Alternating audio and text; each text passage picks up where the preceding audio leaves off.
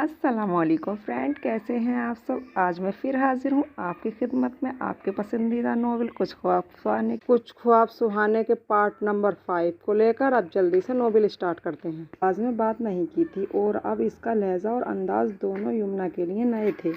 तो फिर कह दो अम्मी से, पहले भी तुम्हारी वजह से कुछ कम नहीं सुना, अब भी सुन लूँगी।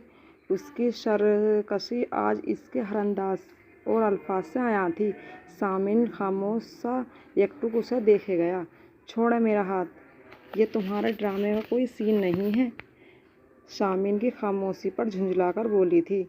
शामिन की नज़रें उससे बुरी तरह मुतफ़र कर रही थी। इसने खामोशी से उसका हाथ छोड़ दिया और वो फ़ौरन किचन से निकल गई।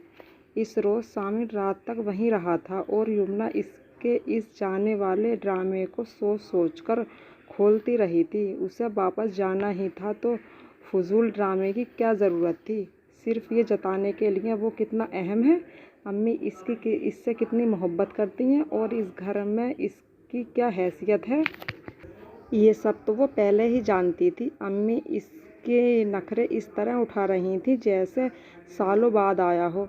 ढेर सारी मसरूफियात के बावजूद इसका ध्यान सामिन की तरफ से नहीं हटा था। रात गया था और अम्मी उसके जाने के बाद यूं रंजीदा हो रही थी जैसे वो 7 समुंदर जा रहा हो। हालांकि वो सिर्फ शूटिंग पर जा रहा था। और फिर सामिन ने जैसे उसे तंग करने की ठान ली थी। वो उसे जज करने का कोई मौका खाली नहीं जाने दे रहा था। सबकी मौजूदगी में अगर वो कुछ कहता तो सिवाय बर्दाश्त करने के इसके पास कुछ नहीं बचता। जरनीस खाला की वाकई फैमिली भी आ चुकी थी। वक्त को जैसे पर लग गए थे और वो 2 दिन भी आ पहुँचे जिसका सबको शिद्दत से इंतज़ार था, यानी सबूरा आपी और दानिश भाई का निकाह। हर तरफ अफरा तफरी का आलम था और इस अफरा तफरी में बहुत सी हैरतें भी यमुना के मंजर थीं। हैरत का पहला शदीद झटका तब उसे लगा जब शाम को जरनीस खाला ने आलिया के हाथ में शहरान के नाम की अंगूठी डाली थी। भाई, ऐसी प्यारी और सलीका स्वार लड़कियां किसी और के घर जाएं, ये मुझे गवारा नहीं है। फिर अल्लाह ने मुझे बेटे दिए हैं और मेरे बेटे हैं भी बहुत फर्माबरदार। जरनीस खाला ने शरारत से मुस्कुराकर अम्मी की तरफ देखा था। फर्माबरदार तो मेरा बेटा भी है, मैंने कभी उसे अपने बेटे की कोई ख्वाहिश रद्द नहीं की है। मैं तो बस उसकी ज़िंदगी में खुशियाँ भरना चाहती हूँ, हमेशा उसे हंसता मुस्कुराता देखना चाहती हूँ। अम्मी ने प्यार से अपने लाडले बेटे को देखा जो इस वक्त भी अमान के साथ मिलकर शहरान का रिकॉर्डर लगा रहा था। और शहरान कब अकेला था, उनकी बस्त पर इनके भाई थे इनका साथ देने के लिए, मगर फिर भी शामिन और अमान से जीतना उनके बस की बात नहीं थी। इस तमाम हंगामे में एक वही हैरान परेशान थी। मैंने खुद सुना था, अम्मी और ताई अम्मी इसके और शहरान के मुतालिक बात कर रही थीं और आज सुबह सुबह भी अम्मी इसका नाम लेकर किसी रस्म के बारे में बात कर रही थी। फिर आज की तकरीब में पहनने के लिए अम्मी ने जो सूट उसे दिया था वो भी खासा कामदार था। आतिशी गुलाबी लंबी कमीज़ और पैजामे पर भारी दुपट्टा और हमरंग ज्वेलरी के साथ हल्का फुल्का मेकअप माहिर ब्यूटिशियन के हाथों का कमाल था। वो हमेशा से खासी मुख्तलिफ लग रही थी, मगर ताज्जुब ये था कि इतनी तैयारी रायगा गई थी और खाला ने उसके बजाय आलिया के हाथ में अंगूठी पहना दी थी। आलिया की मंगनी की रस्म के बाद अम्मी की हिदायत पर वो अपने कमरे में आ गई थी। यहाँ वो शामिन के जुमलों से महफूज थी, वरना इसकी इतनी तैयारी पर शामिन के जुमलों ने इसका अच्छा खासा खून जला देना था।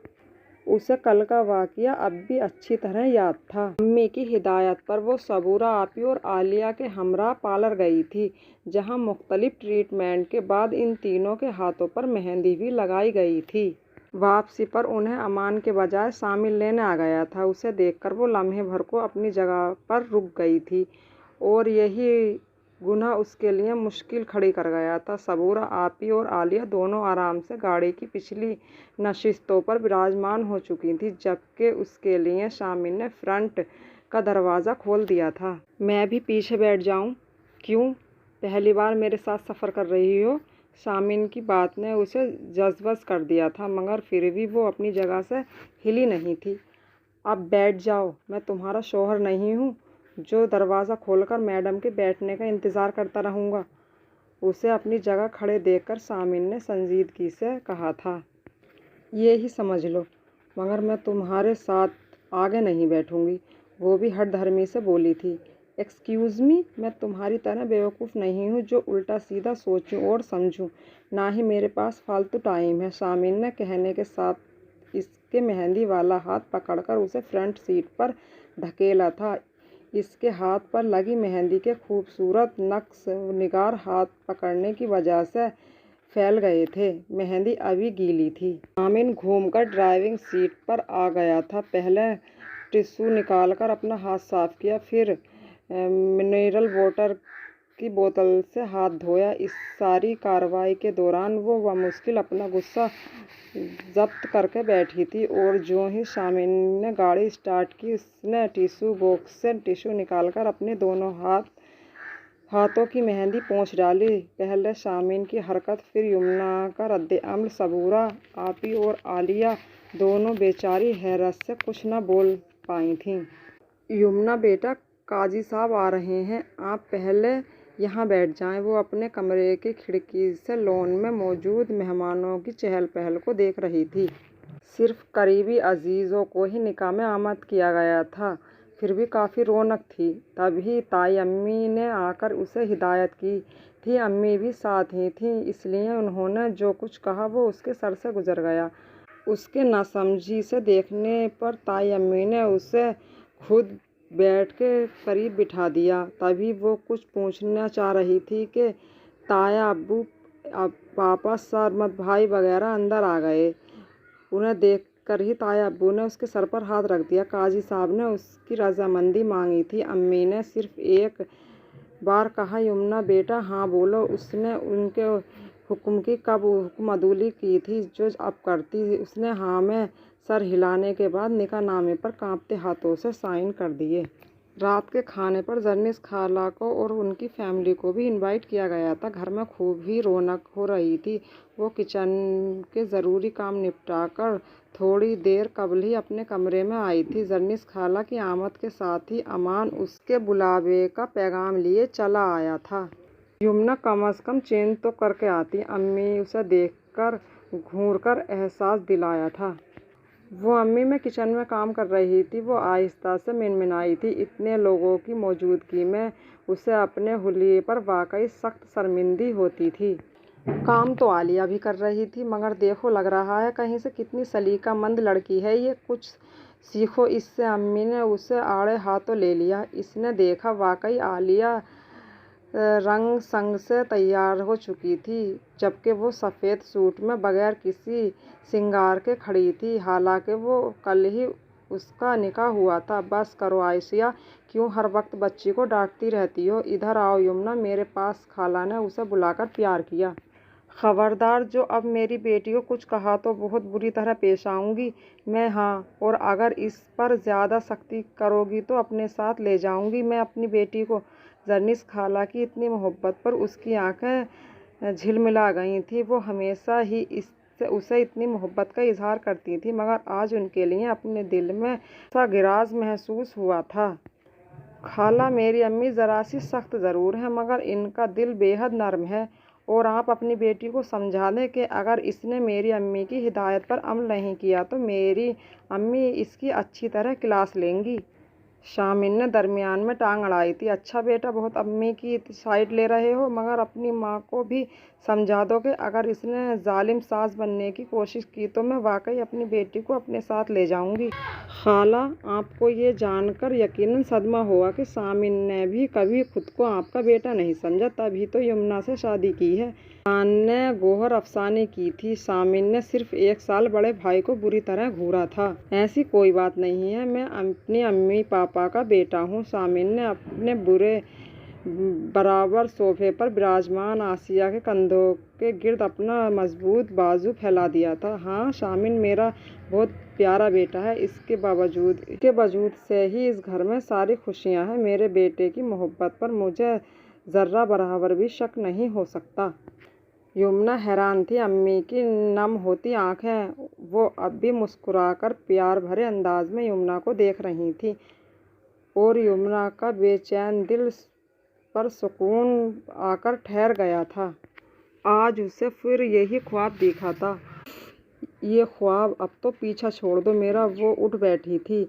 अभी कुछ देर पहले सोई थी वो। थकन से वैसे ही बुरा हाल हुआ था। इसने मोबाइल उठाकर टाइम देखा। अभी सिर्फ 2:30 बजे थे, यानी उसे सोए हुए बमुश्किल यूं 1.25 घंटे गुजरे थे और आँख खुल गई थी। अब वो दोबारा सोने की कोशिश करना दुश्वार था। कैसे गुजरेगी पूरी रात। रोने को हुई थी। सब कितने सुकून से सो रहे होंगे। वो भी जिसके ख्वाबों ने मेरा दिमाग खराब किया हुआ है, वो भी आराम से सो रहा होगा। और एक मैं हूँ जो जाग रही हूँ। वो कुछ देर यूं ही बैठी रही थी, फिर अपने लिए चाय बनाने की गरज से किचन का रुख किया। से नींद न आने की वजह से अब सर में दर्द भी महसूस हो रहा था। किचन के दरवाजे पर ही उसे ठिठक कर रुकना पड़ा था। वो किचन में मौजूद था और उससे पहले कि वो वापसी के लिए पलटती, उसने पानी की बोतल फ्रिज में रखते हुए उसे देखा। बस क्यों जा रही हो? कब से इंतज़ार कर रहा था तुम्हारा। उसकी बात पर वो सिर्फ रुक गई थी, बल्कि हैरान भी थी। गालिबन उसे इस पर किसी और का गुमान हो रहा था। मैं यमुना हूँ। शायद तुम किसी और का इंतज़ार कर रहे थे। आदत के मुताबिक बिगड़े हुए तासुरात के साथ बोली। हाँ तो मैं कब कह रहा हूँ कि तुम मिस यूनिवर्स हो। मेरी नज़रें इतनी कमज़ोर भी नहीं हैं कि मैं तुम्हारा ही इंतज़ार कर रहा था। पता था कि हमेशा की तरह तुम किसी भटकती हुई रूह की तरह मुझसे मिलने ज़रूर आओगी। तुम्हारा दिमाग तो नहीं ख़राब हो गया? मैं क्यों आऊँगी तुमसे मिलने। वो किचन के अंदर आ गई और दबी दबी आवाज़ में चीखी थी। ये तो तुम्हें ही पता होगा, मगर होता तो यही आया है। अब अगर तुम उसे इत्तेफाक कहोगी तो मैं हरगिज़ यकीन नहीं करूँगा, क्योंकि इत्तेफाक रोज़ाना नहीं होते। वैसे अगर ये इत्तेफाक है भी तो एक हसीन इत्तेफाक है। मेरे दिल का चैन, मेरे सुकून और मेरी नींद को छीन लिया है। वो पटरी से उतर रहा था और इसकी बातों ने यमुना को बुरी तरह बौखला दिया था। माइंड इट, मैं नहीं, तुम आते हो हमेशा किचन में मेरे बाद। मुझे कभी तुमसे मुलाकात का कोई शौक नहीं रहा है।